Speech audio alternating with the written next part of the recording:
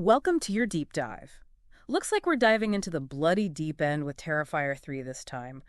We're breaking down a recent podcast discussion, one that really got into the nitty-gritty of what makes Art the Clown tick, and extreme horror in general. Definitely a film generating a buzz, that's for sure. Even sparking some heated debates about how much gore is too much, Oh, the podcast hosts did not hold back on the details. They were all over this idea that Terrifier 3 picks up right where the last one left off. Art the Clown, back at it again. They even called it, get this, the ultimate Halloween horror movie. What do you think about that? Setting a horror movie on Halloween. Smart move. It's the one night we kind of expect the unexpected, embrace things that would normally make us, run for the hills. Right. Subverts everything we expect. Terrifier 3 seems to be using that, definitely. Turns up the dread. Like setting a horror movie on Christmas Eve. Speaking of subverting expectations, the podcast host could not stop talking about Art the Clown. How he uses silence. It's so creepy. Silence. It's powerful. Horror thrives on it. It's that buildup of tension. You know something's coming, but when? How? Makes your imagination run wild. Exactly. Our worst fears right there in the silence. And speaking of things that go bump in the night, the podcast hosts were also raving about the director's use of camera work, shadows, to really ramp up the fear factor. Oh, absolutely. Creating that unease, that feeling of being watched. Very effective. They mentioned one scene with a funhouse mirror. Let's just say they made it sound like pure nightmare fuel.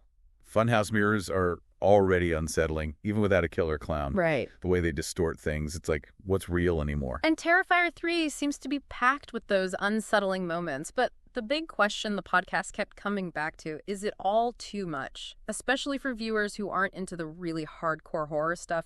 Is there even a line between good horror and just gratuitous gore? That's the age-old debate, isn't it? Where does that line exist? Some people, they like a good scare or creepy atmosphere. Others, they want something more, something visceral that pushes the boundaries. Sounds like Terrifier 3 is for that second group. Oh, for sure. The podcast host even gave a disclaimer basically saying, if you're even a little squeamish, skip this one. They called it a tour de force of extreme horror. And that's important, knowing your audience.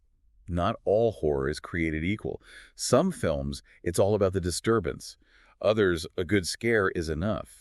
It's personal preference, right? Like the difference between a jalapeno and a ghost pepper. Exactly. Both peppers, but different experiences. And speaking of different, the podcast hosts were really interested in Art the Clown, how he fits into the whole extreme horror genre. What's interesting about Art, and I'm just going by what they said, is he's not your typical villain. There's no tragic backstory. He's not Freddy or Jason. It's pure chaos. And the silence. It just makes him more terrifying. No motive, no reasoning with him. Like a force of nature. The podcast host made that comparison. Like a hurricane, just pure destruction. They said the film never tries to explain him or make him sympathetic, and that's what makes it so effective. We can't understand him, and that's terrifying. He just is. The monster under the bed, come to life. And that's what makes extreme horror so effective. It goes right for that primal instinct, bypasses all the logic, and hits you right in the gut. A psychological gut punch. Yes. And the podcast hosts were really interested in how Terrifier 3 uses those moments.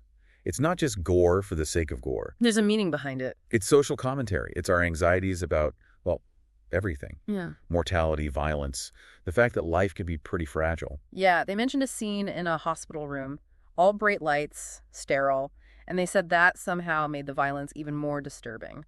Because we associate hospitals with safety, healing, right? The beginning and end of life. And to see that space violated, it messes with your head. Like finding a cockroach in your cereal.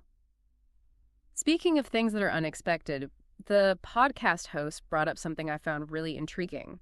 They think Terrifier 3 might be hinting that Art the Clown is actually, supernatural. Yeah. They didn't really elaborate on that, did they? Not really. They mentioned a scene where Art just vanishes. Like, poof, gone. No explanation. So he's not just a brutal killer. There's something else going on. Exactly. Makes you question everything. Blurs the lines between reality and something else. It's like those urban legends that stick with you. You know they're not real, But a part of you wonders. That uncertainty is what makes it so creepy, and it sounds like Terrifier 3 knows how to use that. Definitely seems like it. They were impressed, weren't they? The podcast hosts. Oh, yeah. They called it a potential new classic in extreme horror, but they did say it's been a bit divisive. Well, sure, you can't please everyone. especially with horror. What one person finds scary, another might think is boring. Some critics said it was all shock value, no substance. What do you think about that? It's a valid point. It's easy to go overboard with the gore, especially in extreme horror. But you need a good story, too. Well-developed characters. So it's not enough to just throw a bunch of blood at the screen.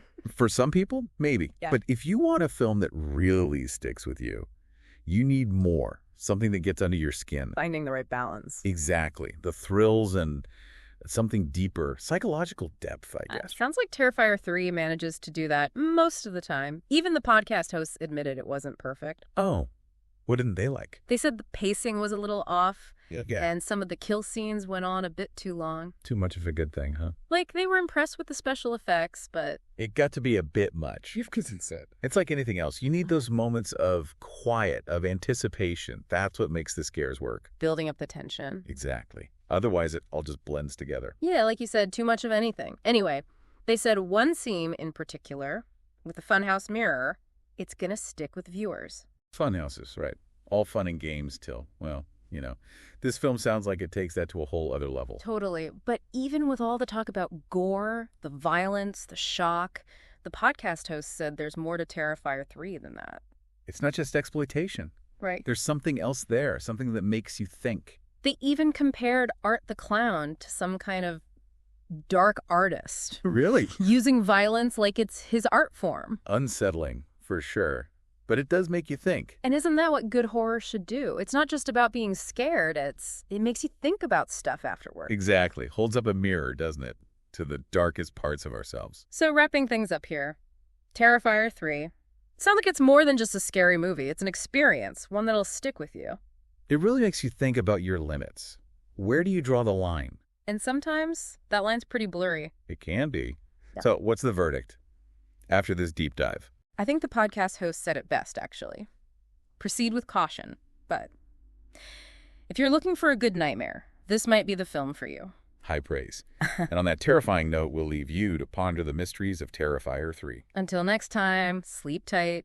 And don't forget, sometimes the scariest monsters are the ones we create ourselves.